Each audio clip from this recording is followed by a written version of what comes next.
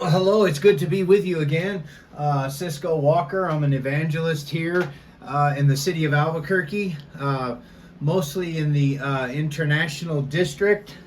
And I have a good friend of mine here with me tonight that I met about a month ago. This is Kent. And Kent's going to be helping us in the conversation tonight. And tonight we're going to be talking about homelessness, gentrification, and the uncertain future. And I just have a passage real quick that I'd like to read from the book of Amos. And it says this: When will the new moon be passed, that we may sell grain, and the Sabbath, that we may trade wheat, making the ephah small and the shekel large, falsifying the scales by deceit, that we may buy the poor for silver and the needy for a pair of sandals, even sell the bad wheat. And what you see here in this passage with Amos is we see that the corruption that is taking place in and of by the people of God. But I believe that this scripture is very fitting as it concerns gentrification, as it concerns homelessness, as it concerns how our future is so uncertain. And tonight, this simple little video is we're trying to explore some information. We're trying to get a different perspective on some of the things that are going on here in the city and actually all over North America. And we're also trying to attempt to reduce stigmas and stereotypes that exist around homelessness, because most people think that homelessness is just one-dimensional, but it's much more than that, isn't it? It's much more. I really think people, when they put it into one section, I really think it's a comfort thing. I really think people sometimes don't want to open up their mind a little bit and actually understand homelessness and what's going on. If you think about it, most people don't even really want to go ask, hey, why are you homeless? They just kind of assume, oh yeah, they're out here on the street because they do drugs and they just don't want to work. And we all know times have changed. I'm 45. I grew up in the 80s, the DARE era, you know what I'm saying? Where it was either like this or that kind of time period. I grew up, even video games, you look at those, it's just I can't say it was conditioning, but it was certainly, I don't want to go on and on about it, but yeah, there's definitely different avenues nowadays as far as being, what makes you homeless. It's not just a drug problem. I'm sure a big chunk of it is, but perhaps I think it's more a whole long line of different things that why are we getting homeless now? Yeah, and that's the stigma and that's the stereotype that's attached to homelessness, because I remember talking to a friend of mine, and he remembers like 20 years ago. You probably remember to some degree 20 years ago, where like you had, around the college area, around the downtown area, you'd have 10 or 12 people that were like kind of homeless. But now, like you said, the times have changed, and it's so much more difficult to pinpoint the reason why people are in the situations that they are in. And how have you seen the homeless or the unhoused population change, like let's just say within the last 5 to 10 years? What have you noticed? Well, I've noticed a lot of people that are out on the street now are probably locals. Good. From what I understand, as you know, as I know, as I'm sure you guys know watching this, that your rent is going up, and it's going to continue to go up, and it's going to get to the point to where none of us will be able to afford rent anymore. Nobody's really talking about it. I mean, you look at the last 4 years, let's say the ending of COVID, I would say like 2021. At least out here in Albuquerque, rent went up about 33%. Mm-hmm. Yeah. Really, with no reasoning. And this has gone on. I've lived in 7 different states. I've lived in the South. I'm from the Midwest. I'm from the Chicago suburbs. I've been out here for 7 years now, and I'm sorry, what was the question? Just how you've Oh. seen it change. You know, I mean, Well, you've definitely. I'm sure you've seen a big yeah, increase of it. yeah. I started to notice this in 2012. Okay. At this point, I was living in northern Colorado, Fort Collins, Colorado. Probably one of the most beautiful, expensive places you can think of right now. Um, from what I've seen, really, it was a great place to live. But what ended up happening in 2012, we all, even I, voted on it that we agreed to have cannabis legal, which is a good thing. I think we should all do it. Have the whole country do it in one drop. Yeah. Okay. That'd be a good thing. But what we noticed is when we voted on this, I think it took about 9 months or so for, I think, you can fact check this if you want. I don't care, but I was there. It took it almost about a year for Denver to double in size, and that's when primarily at that point California moved in. At that point, I was paying $800 for a one-bedroom apartment, and I got a knock on the door. My landlord's like, "Hey, want to redo your lease?" "Yeah, sure. I know you've been here a long time, but it's going from 800 to 2,400 this year." Yeah. And I'm like, and he had said, "Do you have it?" And I said, "No, I don't have it." And he's like, "Well, you got to get out now because there's 5 people from, LA, 2 people from Chicago, everybody's wanting to come here and they're moving here in a fast rush." And I really like the word, the green rush, Yeah. as you mentioned it to me at work. Yeah. I thought that was kind of an interesting word for it because that's exactly what it was. And so what ended up happening is I met my next door neighbor, who is the mother of my children right now, but we ended up staying together for 8 years. We had to leave Colorado because so many people moved up there and everybody's rents went up 80%, 100% in some cases. It got to the point to where the volume of people moving in versus the amount of homes available became a real problem. So we ended up having to leave. I took my newborn child and my girlfriend at that time. We moved back to Chicago, where my aunt lived. Really expensive there, not as much as Colorado, but the problem was there wasn't enough work. So what do? You Yeah. move.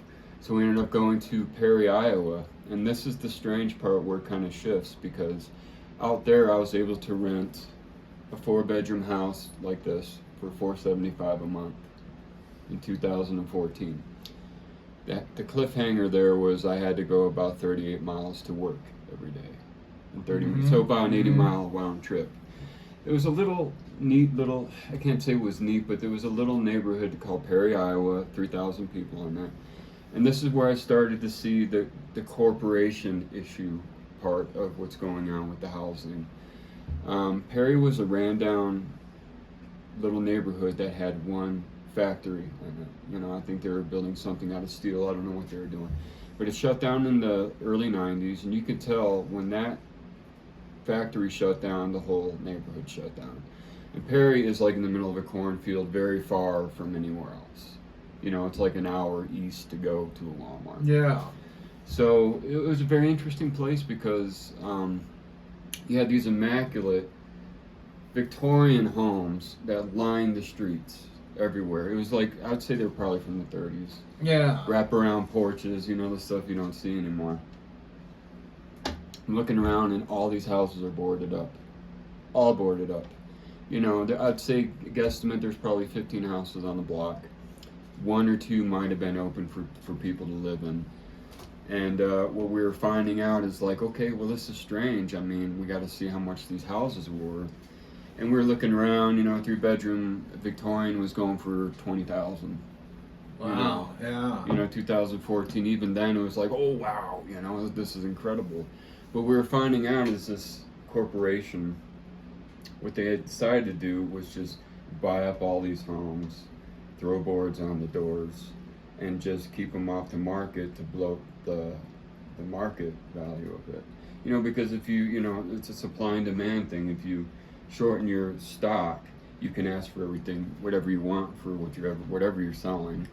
And that's essentially what they did. I haven't been there in 10 years, but I can almost guarantee that a bunch of work went into Perry, flipped all those homes, and now they're worth $300,000. Right.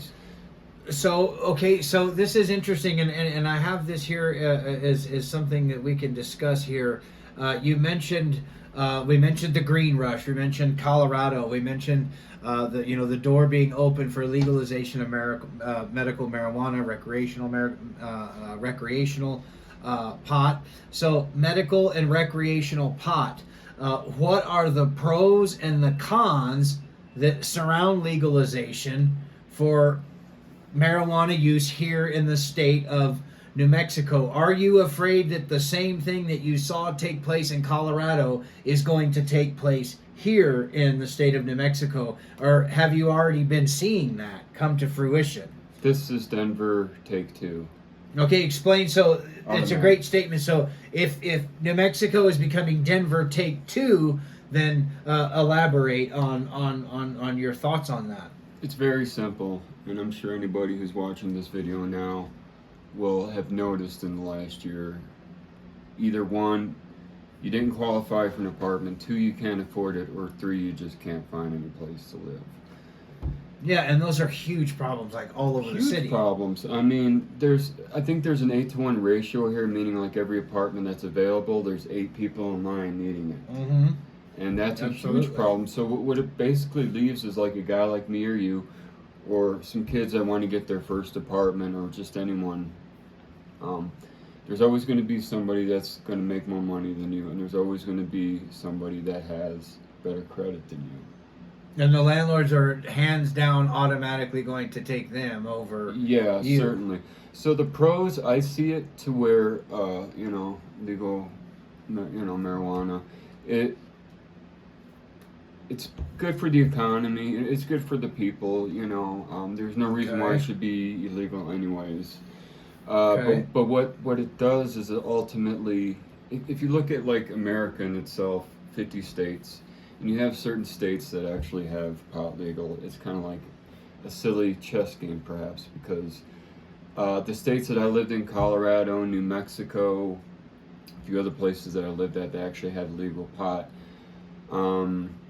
It's more expensive there than states that have it illegal still. It's a very desirable thing.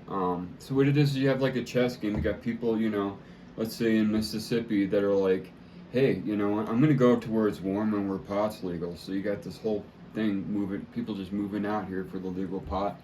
Whereas if they just went ahead and legalized it and all 50 states just hit the gavel and say, hey, it's legal everywhere, perhaps people won't have to move around so much to get this legal pot. Yeah. Okay. That's maybe just a sliver of it.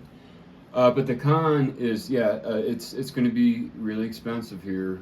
You think it's expensive now, it's going to be expensive next year. You can fact check me on this, but it is all the places that I've lived at where you have recreational pot, your rent does go up. Okay, and the rent goes up, and so you've got 8 people that are in line waiting for an apartment, and then I'm so glad that you brought up.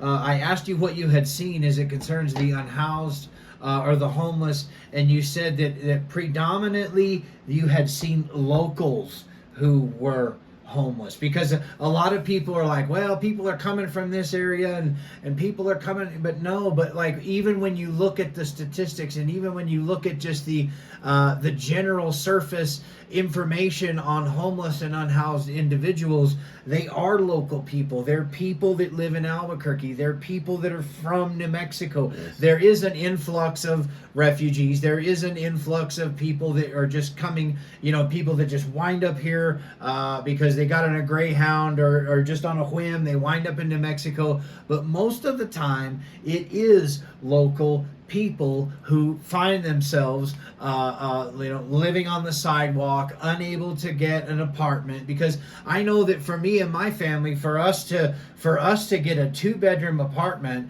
we got blessed, and we got a really good deal, but I had to make almost 3 times the amount of the rent. They're doing that out here now? Yeah, I had. Okay, we had to.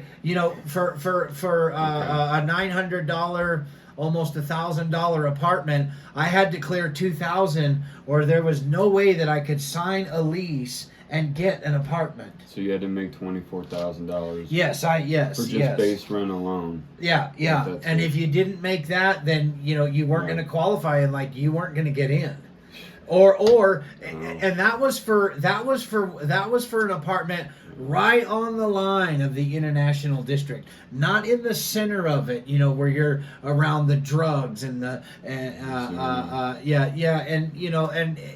I want to make something clear, because we're trying to reduce stigma and stereotypes. Not everybody that lives not everybody that lives in the heart of the International District, they're not all on dope. No. They're not all illegals. There's people that are good people. They're trying to make a living. They're trying to scratch out an existence, because there's a difference between living and existing. Yeah. But they're trying to scratch that out. No, but if you don't make double the rent, you're not going to get a lease. And then let's say you get the lease and you're a young kid and you live here in Albuquerque, and you make a mistake and you get evicted. Oh yeah, it's over. You're not getting an apartment for a decade, right? Yeah, exactly. So what happens then, right? This is what we were talking about. I'd like to talk about the homeless working class.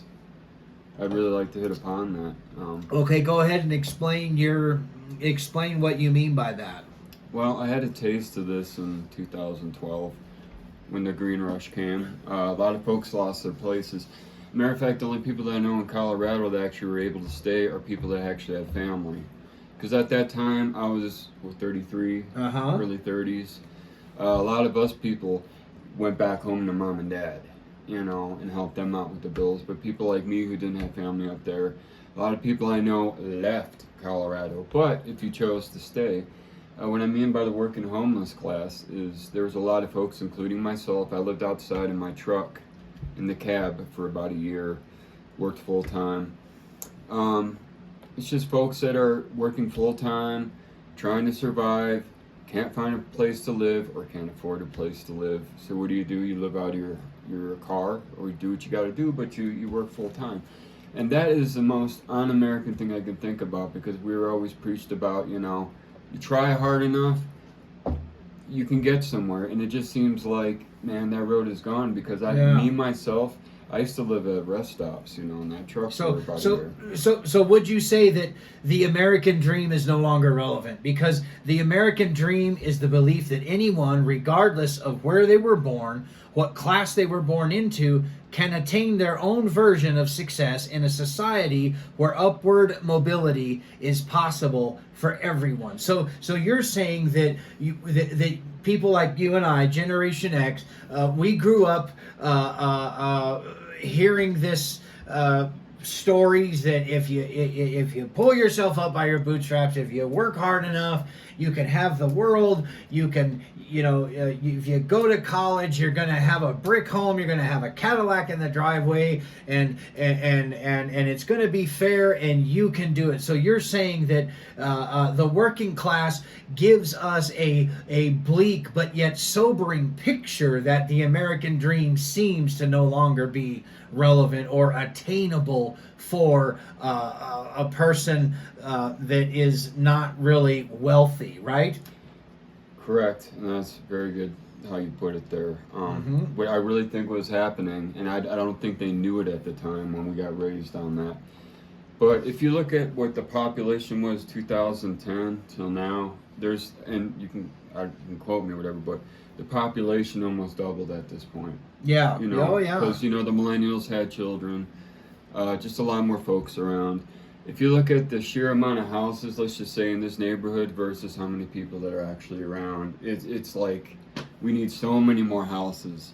And I don't know about you guys that are watching this, or even you, but doesn't it bother you when they decide to mow down a whole neighborhood? They don't put up affordable housing. What they end up doing is putting up a giant wall, and they put up luxury condos. Now, I don't know about you and me, but if we were to ask all of our family and friends, would you rather have affordable housing, which you can make it on your rent, or would you rather have these huge, massive luxury condos going up? It would all be the same answer. I mean, nobody are really wanting these condos. I'm sure there's like a small sliver of people that are perhaps wanting it, like they sold their house out in LA for $2.3 million. They come on down. But I'm more worried about the locals here because we are all affected. Okay, so you were mentioning other people, and this is something. These are your words. These are your words from a conversation that we had about 2 weeks ago. I paraphrased these words, but I wrote this in my notes. It says tacos, Coronas, and a Midwestern paradise. Yeah. Right? That was something that you and I were talking about. Tacos, Coronas, and a Midwestern paradise. So this is an analogy that you personally coined, and explain that to us, because when you explained it to me, like, it made perfect sense. Well, being from the Midwest, you know, people haven't lived out there. I mean, I got raised out there. I mean, every winter is like negative 30, 40 degrees. Yeah, especially in Illinois. Yeah. Right by the lakeshore, right there where I grew up. Summers, you know, 103 degrees, 100% humidity. So you're spending your time mostly indoors when you live there because it's too hot to go outside, it's too cold to go outside. So you're pretty much inside, and this is for like Indiana, Illinois, Missouri, Iowa, Ohio, Cleveland. Ohio, thank you, right? When we were in Cleveland, it was bitter cold. But for certain months. I'm thinking there's probably a big group of people that came out here mainly on the cusp of the boomer era. I think during COVID and just in general, you know, they look at New Mexico, and I call these vacation states. New Mexico, Colorado, California, let's just say Utah and Nevada. You know, us Midwesterners, we look at these states as like you work very hard all year, and you go on vacation and you go out west where the sun is more milder weather, less humidity. You know, you can sit out there with your hat and your Hawaiian shirt and eat tacos and soak up the sun. So yeah, I mean, what I meant by that is a lot of people that moved out here, I believe, are probably from the Midwest or probably someone from that region because, you work all year long for many, many, many years, and you're probably thinking, you know, I got to retire soon, and we're better to come to New Mexico. And as of right now, you know, nobody's thinking of moving to California. That's been priced out like 5 years ago, you know. Even certain like parts of Texas. Like, right. Texas used to be like a land of milk and honey, right? That people wanted to flock to, and that's kind of like disintegrated too. Exactly, and we'll see this in every city that's getting gentrified. Colorado, Northeast, Southwest. It doesn't matter if you're in Denver or anywhere. Nobody can afford Colorado anymore. It took it about 5-6 years to where that whole rush of people going up there, people started leaving because, you know. Yeah, because everything just went sky high, right? With something that you have talked to me about with something gentrification, right? Now, gentrification is a process on which a formerly affordable neighborhood becomes popular with wealthier people, raising housing prices, and pushing poor residents out, right? Gentrification can cause or influence evictions, foreclosures, and rent regulations, right? So you know, we've seen some of that with the downtown area, right? Like in Albuquerque. I remember the downtown area, you know, I remember being strung out on drugs like right out of high school, and like downtown didn't look like that like it does now. You know, now you have the nice apartments that, you know, you and I could never afford to live in. Yeah. But at one time, you know, that area, the downtown area, I remember going up and down Central Avenue right in the downtown area buying crack cocaine. You had crack cocaine. You had prostitution. You had murder. I mean, you had whatever you were looking for. You could go right downtown on those streets and you could get it. But now the whole dynamic has changed because it's been gentrified. Yeah, yeah, and we're going to be seeing a lot of that, I think, in the international district. When Yes, I go sir. down there, sometimes I'm looking at these new buildings that they're putting up, and it's not for the people that have lived there all their lives or from that area. It is, yeah, gentrification. It's real. It's a real difficult thing, man. Um, I'm glad you brought that up because Colorado Springs, 2015, I was there. This was a really bad thing. This is when I actually seen gentrification at its purest. Uh-huh. Was there Explain living, that. Yeah. living there in a hotel with two of my children and my ex, and living in a dive, like a broken down hotel for like $1,500 a month. It was a bad part of Colorado Springs, Nevada Avenue, to be exact. But anyways, we were driving around and. It was a big chunk of neighborhood like this where these homes are really old. We started seeing them get mowed down, just Okay. leveled. And I'm looking at my ex going like, what? These are perfectly good houses. What are they doing here? After a year about seeing them mowing down all these homes, it comes to what we understood was they were actually giving people $50,000 for their home to get out. Yeah. Or option B, you can complain about it and get nothing and get out. Or we'll pay you. Oh yeah, yeah. So And what they they were get out. doing is they mowed down a big chunk of Colorado Springs, and from what I understand now, they were just getting rid of people's homes because let's face it, you don't make any money when somebody owns their own house. Yeah. Nobody makes any money. And I work at the, recently I've been working at the labor hall, and there's like 4 or 5 people that lived in Denver. They loved Denver. They loved the nightlife. They loved being able to go out, be able to do things. And they've said the same thing that Kent was talking about, that as soon as that green rush came in, they began to gentrify it, and they said we had to leave Denver because we just simply couldn't afford it to live there anymore. And these are just like ordinary men on an ordinary day. These are guys like me, like Kent, like most of you that paycheck to paycheck, working hard. Kind of like right on the poverty line almost. Just our heads are just a little bit above it, and they loved that city, but they couldn't stay because it cost too much money to stay. Yeah, and So are you saying, yeah. in essence, that what happened in Colorado is coming here? It's already here. It's been here a while, and it's coming. It's here. We're going to be seeing a lot of changes in a couple of years.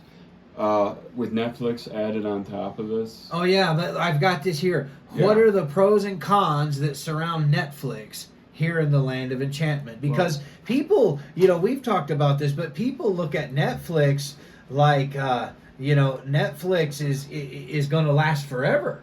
Right. Yeah, and that's almost what I was talking about too. It's like Hollywood Take Two. Okay, good. Okay, Because, elaborate on that. Hollywood Take Two, Netflix. Yeah, like California, you look at Hollywood and you see how washed up that is, right? It's been decades where it's been washed up. You want to talk about homelessness problem.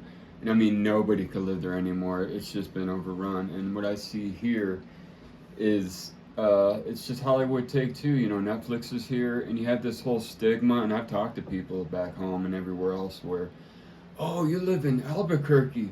Oh man, that's where they shoot all those movies. And in their head, they're thinking like, life out here in Albuquerque is like, perhaps like living in Breaking Bad. Yeah. And everything's intriguing, and people act. It's like, no, man. Everything's exotic. Yeah, exactly. Because we live here in this place where they're making all these television shows. Right, and they think it's so exciting, and that touches on that little part of, hey man, tacos, sunshine, Netflix, they think this is a great movie-like experience living out here, but when they come out here, they find out that they can't find an apartment. The wages are lower here than they are anywhere that I've lived. Explain that with the wages, Okay. because you said people get out here and they're like, it doesn't cost hardly anything to live here. Yeah. But then you said that once they stay a little while, it seems as if the wages catch up to them with the cost of living, and then they find themselves frustrated and almost at a standstill. Yeah, we talked about that at work to where, there's some people who like moved in here from California, and they're like, well, we're here because it was so darn cheap. It's cheaper than when we were living. Yeah. And then I had to explain to them, like, have you seen New Mexico wages? Well, no, we really didn't look into that. You moved here without looking at the wages, correct? Yeah. The wages out here are so much less than everywhere else, and that's why they had that whole thing to where, oh, New Mexico, sunshine, tacos, movies. Oh, yeah, why wouldn't I not go? You know, it's cheaper there. But when you come out here, you'll find that the wages are going to meet up with the cost of living, and you're going to be frustrated just like you were in Denver. From what I understand, I haven't been home for a while, but Chicago has gotten really expensive. And I'm not sure why, but Chicago has gotten to where, down there, Lakeshore Drive or whatever, it's like, $2,800 for like a 2-bedroom apartment. Well, remember in Illinois, like this was years and years and years ago. Remember they gentrified the greens. Caprini Greens was gone, and they did. And some people would say, well, that was a good thing. Well, I don't know if it was that simple, because I remember being strung out in Chicago, Illinois, and I remember walking on Division Avenue and seeing the greens. And I had never seen anything like that. I mean, just the and I remember that there was some like gangster guys, some real tough guys, like standing on the corner at one of those little stores. They're all over the place in that area. Yeah. And they said, if we ever catch you walking on this side of the street again, like we're gonna kill you. And I just remember seeing that massive apartments, with the chain link and like, you couldn't even shower couldn't doors. You couldn't even, an average Caucasian person, like you couldn't even walk in there. There's no way. But that's all changed in the last 20 or 30 years. And I'm really glad you brought up Cabrini Greens, because this comes with a whole nother issue.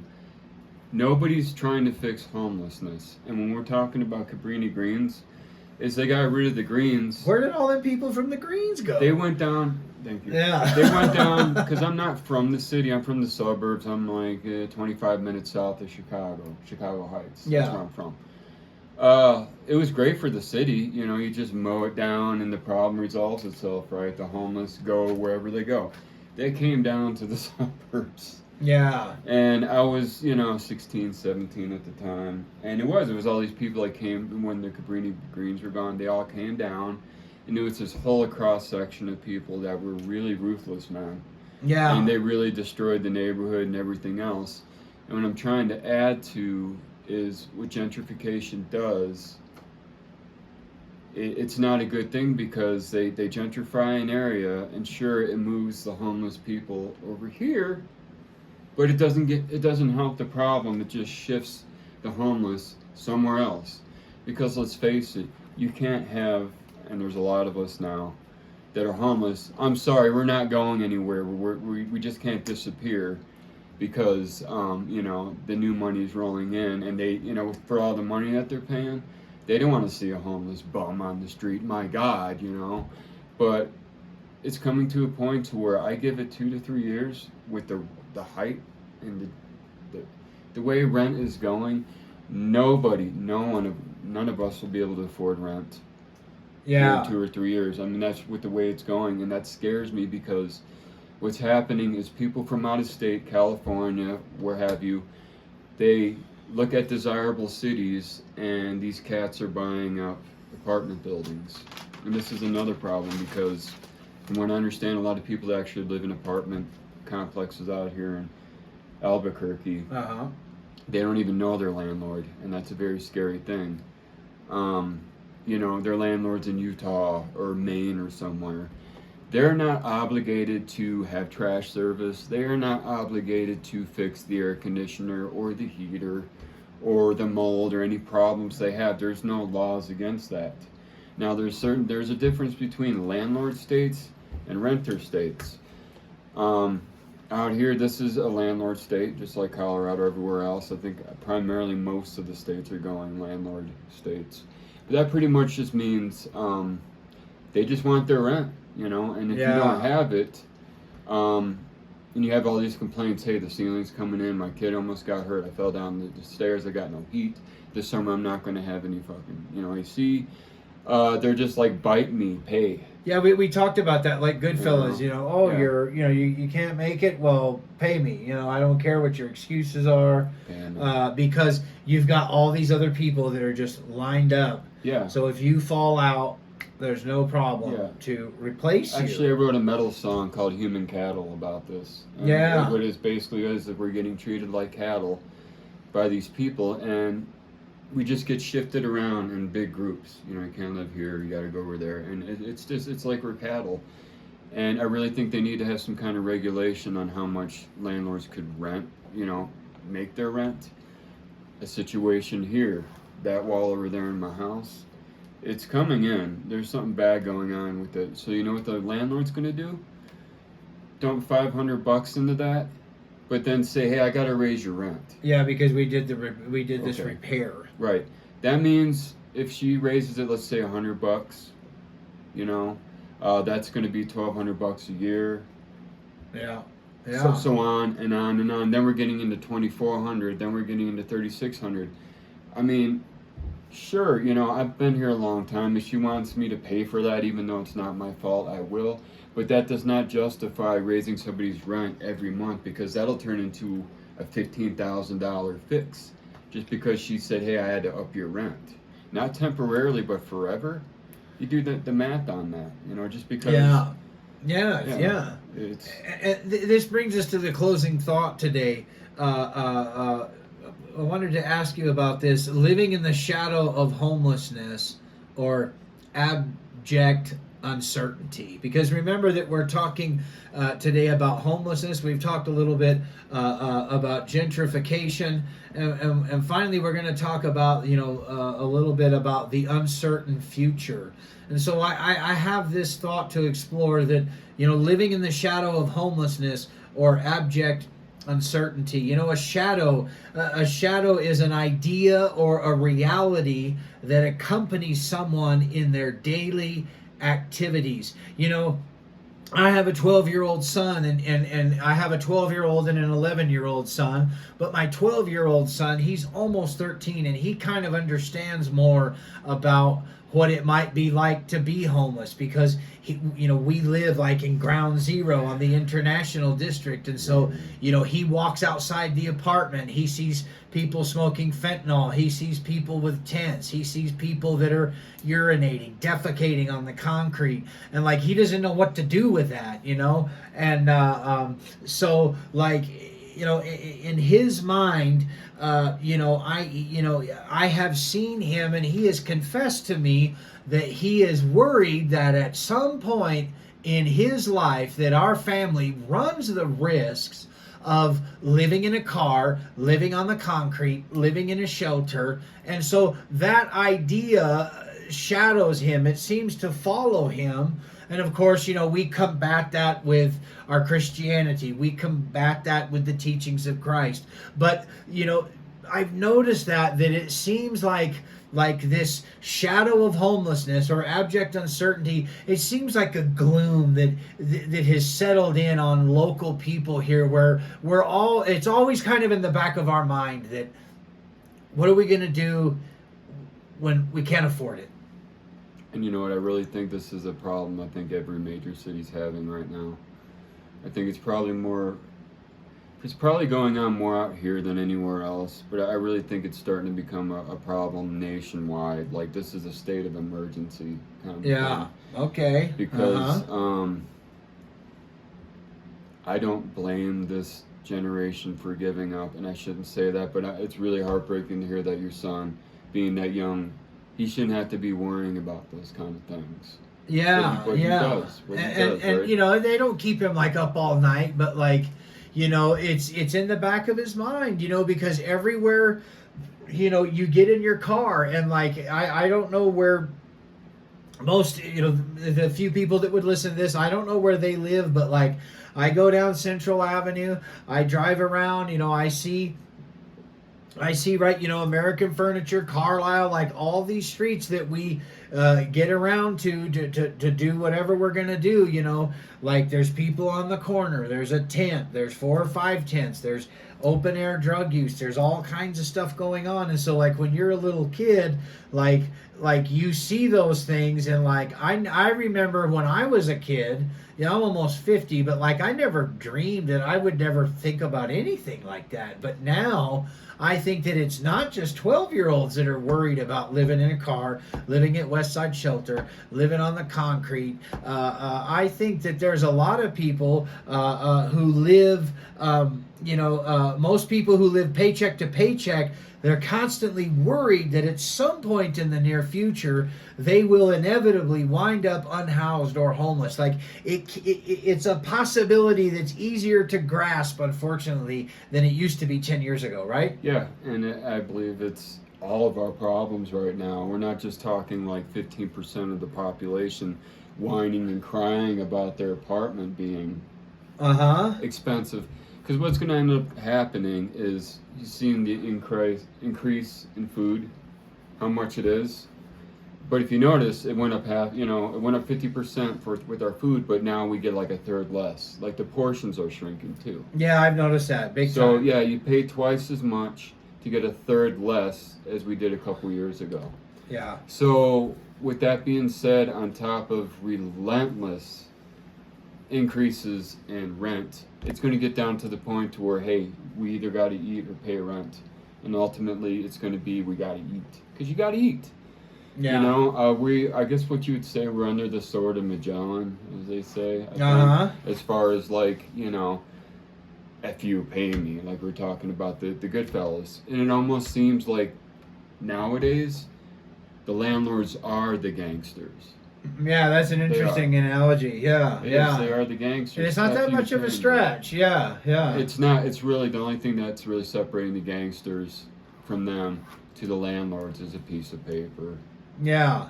As we close today, I just want to remind you, Kent, I appreciate your time. I appreciate your opinions. They're wonderful. And the reason I wanted to get here and talk to Kent is because he's an intelligent human being. He has a lot to say. He's a musician. He's an artist. He's a good man. And I wanted to kind of pick his brain, so to speak, to get some of these things out on the table. And we just want to remind everyone that we love this city. We love the city of Albuquerque. It grieves us and it pains us to see it decaying to the degree that it has. And we have hope today. And one thing I appreciated that Kent said today, he said all of this is our responsibility. That this responsibility, that this burden, so to speak, that we are all to carry a portion of this burden upon our shoulders. It isn't just a few over here or a few over here. No, there's a ripple effect that's going on because of these problems, and it goes very wide, and it stretches out, and it hits different classes of people, all ages, all whoever you are, wherever you are. There's a ripple effect because of all these things. So it's all of our responsibilities. And we also want to remind you not to give up, but to have hope. We know you love the city. We love the city. And we always want to remember that we are all in this together. We're not going anywhere. God bless you. Thank you.